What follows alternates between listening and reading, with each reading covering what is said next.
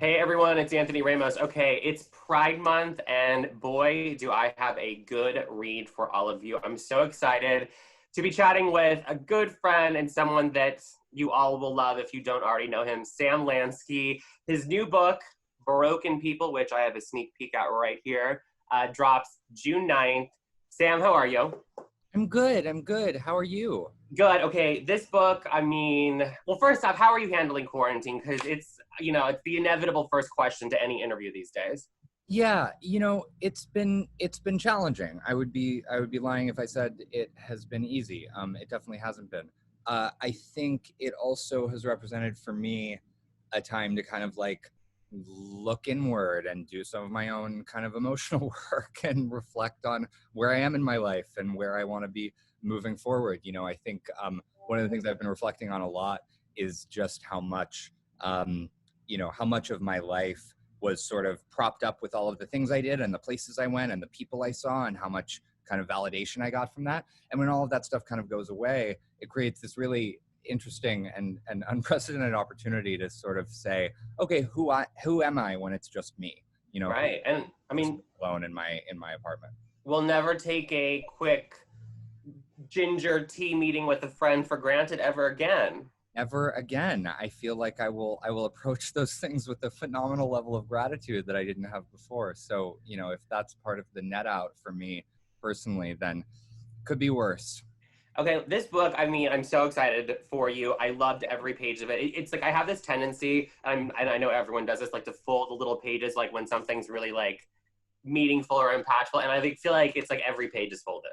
But Oh, it's wow. That's yeah. wonderful to hear. That's amazing. Thank you so much. And I don't want to give too much away, but I want to set it up for people because I want people to read it and I want them to pick it up. So essentially, your first book was a memoir. This is a novel. However, the main character, his name is Sam. Yes, that's correct. Yeah. So Very we'll subtle. get into that. But essentially, Sam, one night has an opportunity to do this very interesting experience, and through that experience, basically all the memories and the intimacies of Sam's life come flooding in. And it's just really a moment of self reflection, discovery. How does that sound for the setup of the book? Is that about right? I think that's a great summary of the premise for the book. Honestly, I would love for you to like be my street team or come with me as I'm book because that was a better job than I think I do of it. So thank you. Well, deal. I'm in. So I guess my first question, it's like, the lead character is Sam. I would imagine that a lot of this is based on your own experience. Inspired by, for sure. Inspired by. So, and there's a part in the book where, okay, so like let's get to the heart of the when this all started, because your first book was a memoir on your younger years, and a lot. I mean, you were young, but you lived many lives and had a lot of extraordinary things in your life happen. So then when this book, the opportunity for this book came out, was it really about wanting to do another memoir, and then it shifted into it being a novel? Tell me a little bit about how your story with, the second book happened. Yeah, for sure. I mean, I knew I wanted to write another book and I didn't know exactly what that book should be.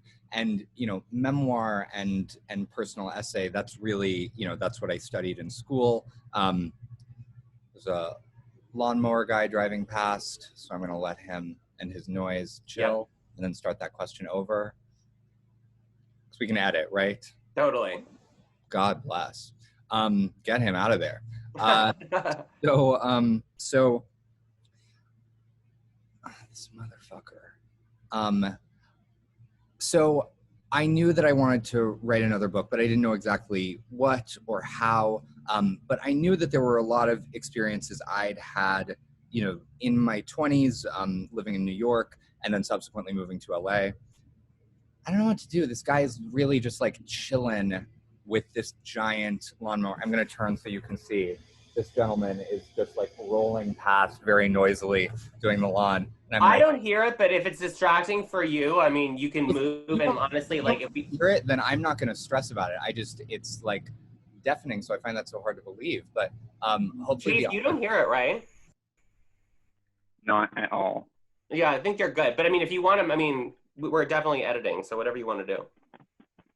Now there's two of them.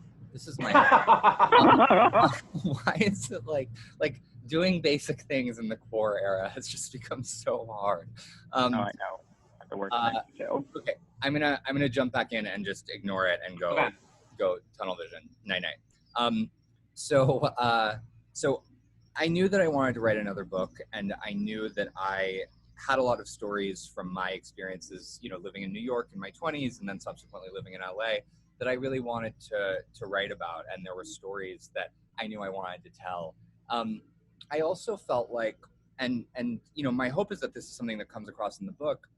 You know, having had this first experience writing a memoir and writing from this really, you know, factual and autobiographical mode, even if it was, you know, driven by memory more than it was reporting, I still had this feeling that like part of what I was working on and working through was my own tendency to like tell myself stories, you know, to tell myself stories about who I am and what my purpose is in the world and the way I move through relationships and all of that stuff.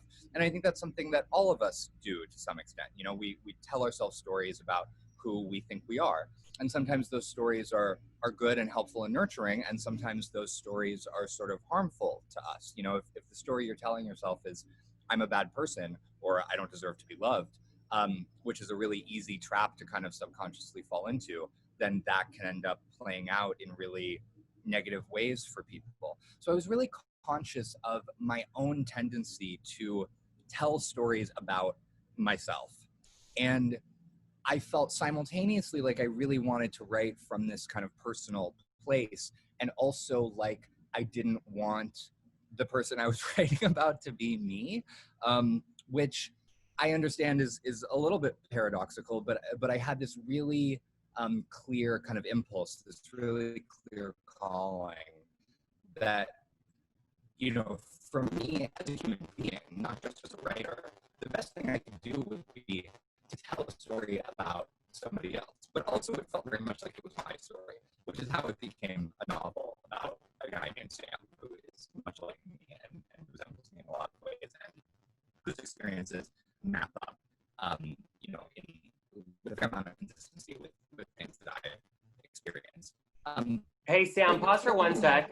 Are Chase? Was that connection bad for you? Yeah, it got a little fuzzy for a second. Shoot. What? Now you're like a little choppy. Yeah, you're frozen.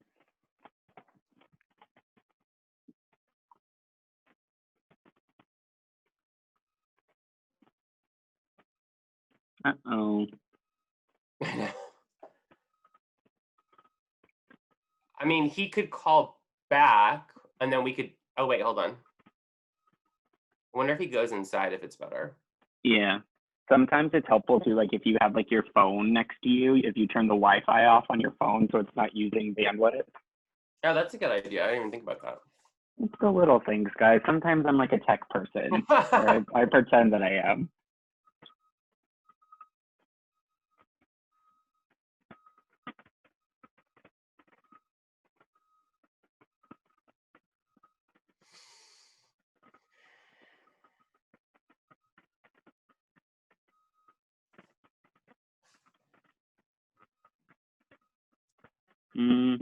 Hey, Sam, you're still like a little choppy. Do you want to log out and log back in?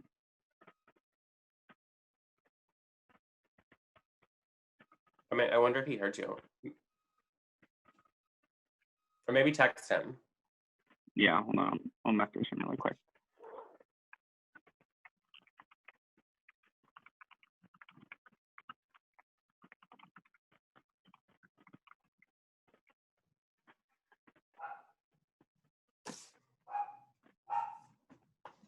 I'm gonna pause for 1 sec, okay? Oh, yeah. Sam?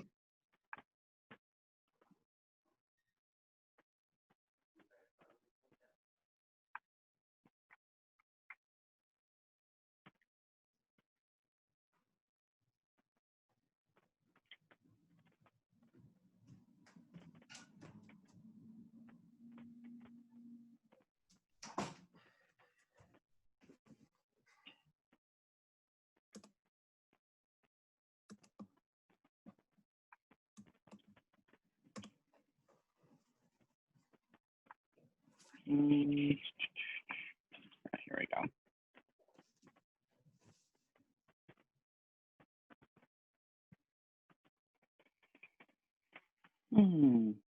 Hi. There we go. Here we are. Yay, much better. Do you want me to, Sorry about that. no, it's fine. Shit, I don't even remember what question I asked you because we could just start that over again. What did I say? You were asking me about the sort of the Oh, yeah. autobiographical inspiration of. Do you want to do that part again just so we have it? Yeah, totally. Okay, cool. Let me do that. Okay. God, this lighting is so much worse, but I just gotta go with it, you know? Right? You didn't take a ring light to Palm Springs with you? I really should have. Now I have bitch for not thinking this through. Opportunities like this. Do you have a ring light? I do. You look so good. You're Thanks. glowing. I'm very tan too, but You're tan, you're glowing, you're radiant. I just feel like, I accept. Anyway, Alexis Michelle does the double ring light, so maybe that's the real trick. I wonder if they sell them at Target. I might go. You know, right? I'm desperate. Okay. So let's pick that up. You were asking me about the sort of autobiography versus. Yes. Yes. So I'm just gonna start that over from the beginning. Do you want me to ask you, or do you got it? No, I think I got it. I think I'm good. You know, maybe I should ask you since you're in a different location. That way we can edit it. Yeah. Just to make it easier. Yeah. Okay, so Sam, your first book was a memoir. You know, you lived a very extraordinary life in your younger years. And then this book, you know, like you said, it's based on your life, but it's not a memoir, it's a novel. So, I mean, you know, looking into, you know, going from the first project into this one, what was, you know, the game plan into this? Did you always know you wanted to write a novel, or did you want to do memoir part 2? I don't want to spoil anything because there's a part of that that's in this book, but yes, tell me the process. For sure. Also, you may be noticing that I came inside because my connection was not working. Here we are. So I felt after I published my first book, which was, you know, autobiographical really in nature, and it was a memoir, it was a work of nonfiction. I knew that there were stories that I wanted to tell from my life, from my 20s living in New York, friendships that I'd had, relationships that I'd been in, and then subsequently, you know, my life after moving to LA. And I didn't know exactly the right way to do it. And I tried it out. Nothing was quite working. And I wasn't totally clear on the best path forward. But the things that I knew with a fair amount of clarity was that in part of my own kind of self-study about what inspires me and what moves me to write, I realized that I had this tendency to tell stories about myself, right? Which I think so many of us do. So many of us have these narratives that we get attached to. And sometimes those narratives are good and healthy and helpful. And sometimes those narratives are harmful or damaging or self-destructive. If the story you're telling is, I'm a bad person, then it's going to be really hard to move through your life feeling like a good person, right? And so I'd become really curious about this sort of tendency that I have, and that I think so many of us have, to tell ourselves stories. And I knew that I wanted to write about that. And so as I started conceptualizing what this book was going to be, it felt really important to me that that be kind of baked into the DNA of the story that I was telling, even in the form of it, which is how I ended up writing a novel, which is very much a novel written in the third person about a guy named Sam who's very much like me, because it felt like I would be doing myself on a human level, to say nothing of the creative level, a kind of disservice to continue telling stories about myself when that was sort of the pattern that I was trying to break. But I also felt like I had a lot to say that I was really eager to express and communicate to the world through this story that felt really kind of urgent and really important for me to tell. So I think it's a little bit of an experiment in form. But I feel like the book it became, the book that, you know, is now being published, is exactly what it was supposed to be. You know, there's a version of it that in some, you know, quantum alternate reality where the main character has a different name and is not, does not so closely resemble me. There's a version of it in a different quantum reality that's a memoir and a straight up work of autobiography. But this felt really right, that it could sort of hew closely to events in my own life and things that I'd experienced, while also serving as a kind of commentary on the ways in which we tell stories. Yeah, and it's like, for me as a gay man, there were so many times where I read it and Sam had said something, or, something was written and I was like, I felt exactly that same way, or literally said that exact same thing to myself while looking at in the mirror or whatever. And I think that, as we head into Pride Month, I think so many queer people are going to read this and, identify with some of the things that you're writing about. So I'm curious for you, writing a story that is based on some of your experiences, what was it like to kind of like go through all of that again?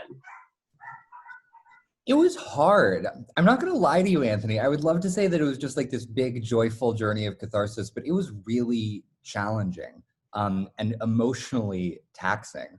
I felt like the writing of this book required so much kind of self-interrogating and so much sort of self-exposure. And it was not easy to go back into and sort of relive some of that. But I was really, kind of spurred forward by this experience I'd had writing my first book, The Gilded Razor, which, when I was really young when I started writing that book, and I sold it when I was 25. And I thought at the time that these people were very, very generously and extraordinarily giving me this book deal because my story was so crazy and extreme. Like, it was the story of me, running around New York being a kind of nightmare terror twink in the mid-aughts and all the misadventures I got into. And I thought, like, my story is so crazy that that's why they're giving me this book. And then the book comes out, and every message I got from someone was like, this is my story. Like, I related so deeply to this. Like, this, spoke to me. This reminds me of myself, which I had no inkling of any of that coming. And I'm not being cute. Like, genuinely, I thought like I had this nutso story that everyone was going to be like, whoa. And instead everyone was like, oh, same. And that was humbling for me. But also a kind of education in the principle that's become really central to me in my life in terms of the way I write and the way I share, which is like, I'm probably not the first person in the world to have felt it. I'm probably not the first person in the world to have experienced it. And the more we share from a vulnerable place and share really honestly, even if it feels ugly, even if it feels threatening, even if we're frightened of the thing that we're about to give voice to, the more we do that, the more we create a space for people to feel seen and understood. And that really is one of my sort of deepest values. And I've definitely had the reaction, especially from people who are close to me, of just like, why do you keep doing this? Like, why would you want to do this? Why would you want to, relive it from this like incredibly, incredibly personal and revealing place? But I feel like it's so important because there are so now, I mean, it continues happening to me. It's happened to me, through the pandemic, being, isolated in lockdown, where I feel like I'm the first person in human history to have had the feelings that I am feeling right now. I am so convinced that I'm completely alone in my emotional experience. And it's a totally, distorted and kind of narcissistic way of thinking, but it's like, it's my first reflex. It's my first impulse to be like, I am alone in this. And I think when we tell these stories about the way we're feeling, even if it is, again, something that feels kind of scary or something you've never said out loud before, hearing someone else say it, reading it on the page, knowing that there are other people out there who have felt that same way, I think can be a really powerful comfort for people. It definitely has been for me in, stories I've read or people I've heard speak, where I'm like, okay, like that is exactly how I feel. And I didn't know somebody else felt that way. So I think I'm really motivated. I'm really driven from a place of wanting to give voice to stuff that maybe a lot more of us are feeling than we care to admit or had, thought about or articulated. Totally. And one of the recurring themes, there's many, that comes up, and I think it's important to talk about, is this Sam, the character, struggles with body dysmorphia, and there's a lot of, he's got a lot of hatred and just uncomfortableness with the way he feels and the way he looks. And I think you and I have talked about this too, but it's like, even in, I still very much think that like people think of like eating disorders and body dysmorphia as something that girls go through. Yeah. And, generally I think that's like what the perception is, but there is definitely a conversation that needs to be had, that you're helping, get attention to among, especially with gay men, and this whole idea of the perfect body and equating that to one's, worth and all of that. I guess, how close was your experience, as Sam Lansky, to Sam that we see in the book with that? Oh, I think everything Sam. You are Sam, yeah. I have felt, yeah, I have definitely felt in really deep ways. And I would love to make that a sort of tidy, like, and then I wrote the book and now I feel better and now it's all gone away and resolved, kind of narrative. And that would just be, completely not the case. I continue to really, struggle with and grapple with that. And I think it's incredibly difficult and complicated material that we need to be sort of a space about. And I think there are some people who I really admire in the kind of activism space, who are doing work around body positivity, who are queer, who are kind of trying to create more of an arena for that to live online and to really be visible. And I'm super inspired by that and think it's phenomenally brave. But I think the culture of body fascism that is so pervasive among specifically gay men, and this kind of fetishized white male ideal of muscular beauty is phenomenally damaging to so many of us. And I think it's something that we're all affected by, regardless of the extent to which we feel like we are living up to it or not. And, I think about the unkindness that I've experienced at various times, especially when I was moving through the world in a bigger body than I am now. And then the sort of unkindness that I've shown to myself. And it's really, I think it's heartbreaking. And I think it's a really important conversation to have. So it's really personal for me, like super personal. That didn't like spring from my imagination. Like, imagine if someone had a really hard time existing in a body and hated the way they looked, like that, that's like a deep wound for me. So, and then I also kind of want to be conscious and mindful of, the way I talk about it and the way I write about it, because I think that, everyone sort of has to travel on their own journey through that stuff for themselves. And it's not my place or my position to be sort of prescriptive about what I think, how I think people should treat their bodies or engage with their bodies or think about their shape or size. Like it's really none of my business.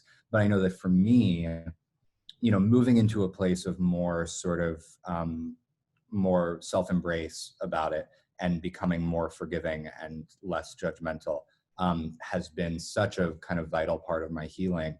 And I also, am now in this moment, moving through the world in a smaller body than I have at various points in my life. And I'm the beneficiary of privilege for that.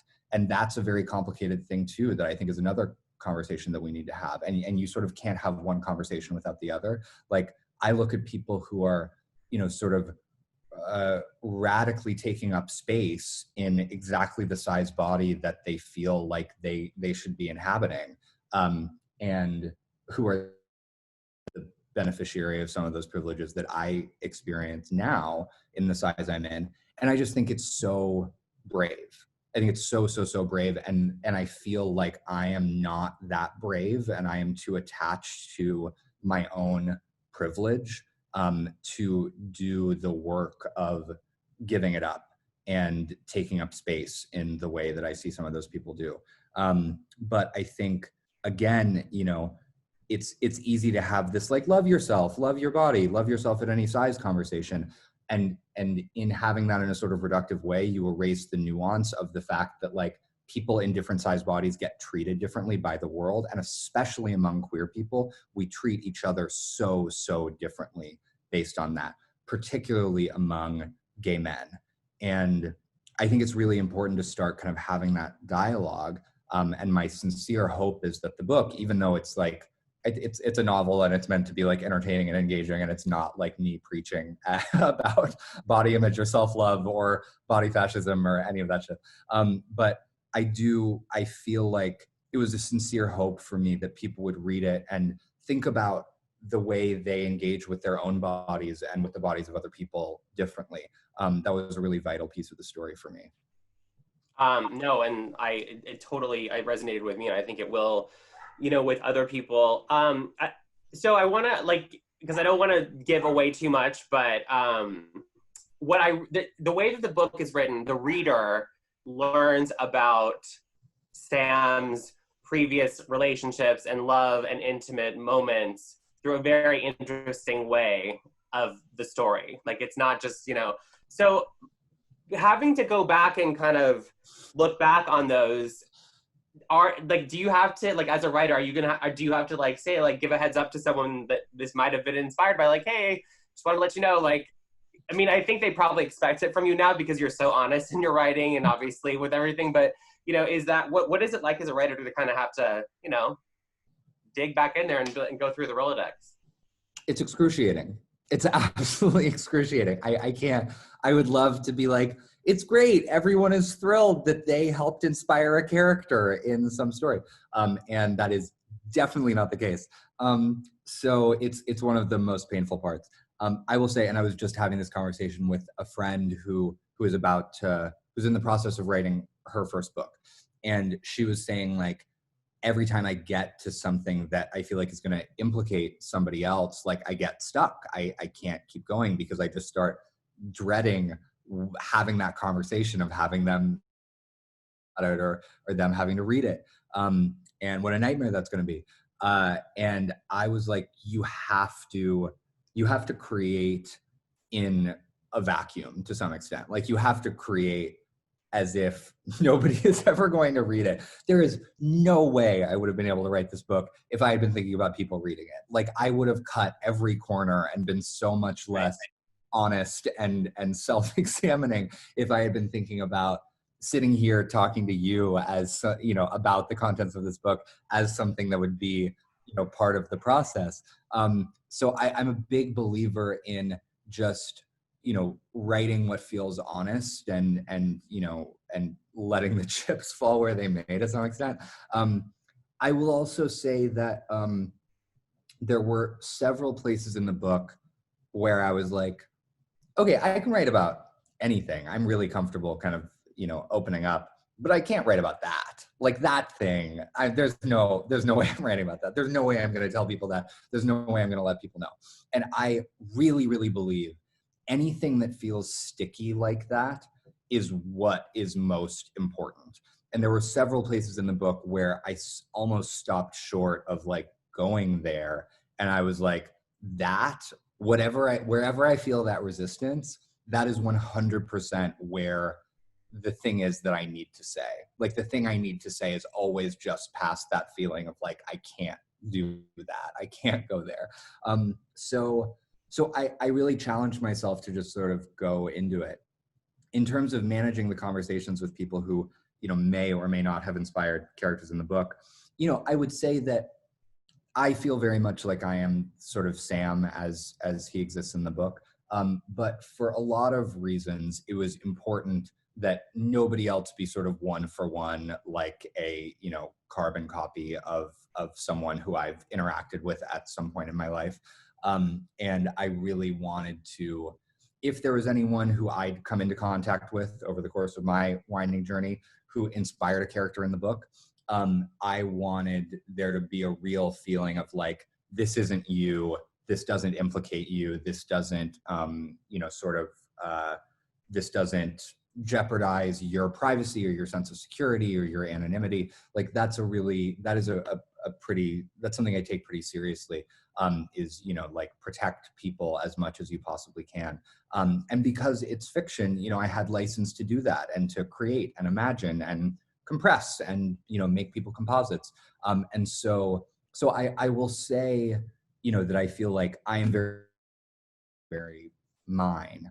But I feel like in terms of the people that character comes into contact with, as far as I'm concerned, it's all fiction.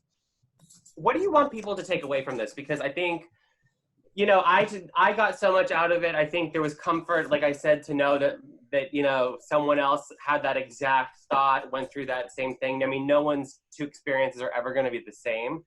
Yeah. But I think so much of it, with self-reflection, self-discovery, healing, what do you want people to take away from it? Because it's so good. A friend of mine, when I was about to publish my first book, said, the best part of this is that, pretty soon it doesn't belong to you anymore. Like it belongs to the people who have relationships with it, who get to, develop their own kind of experience with it. And I totally believe that.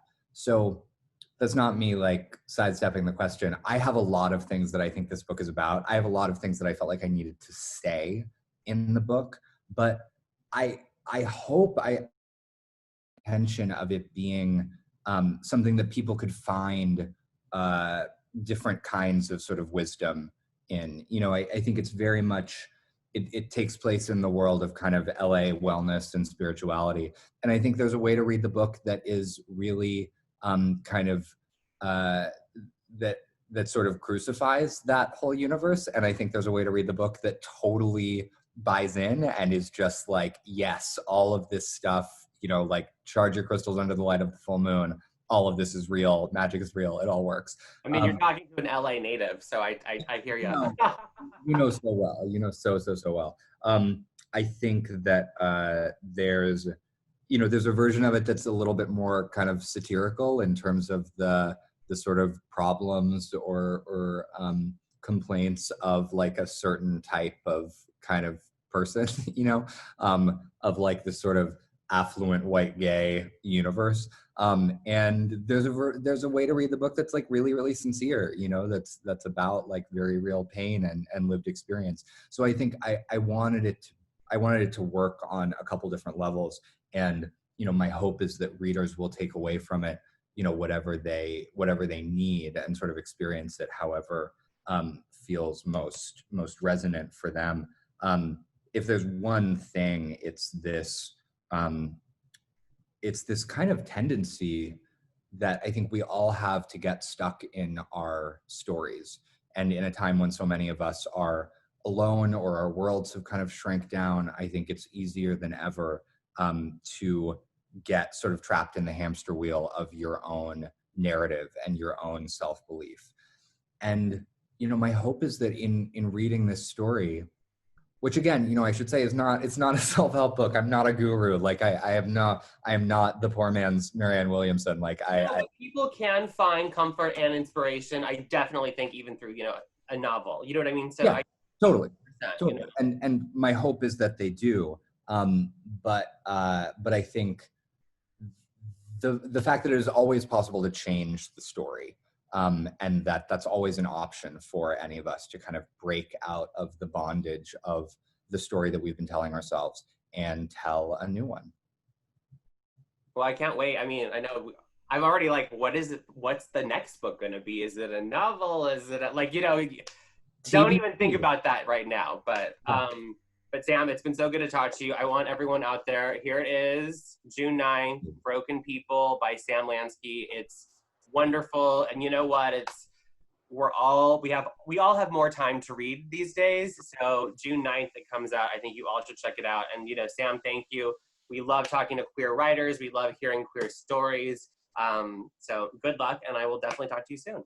Thank you so much, Anthony. It's so good to see your face. Thank you for having me. Thank you to everyone at GLAAD.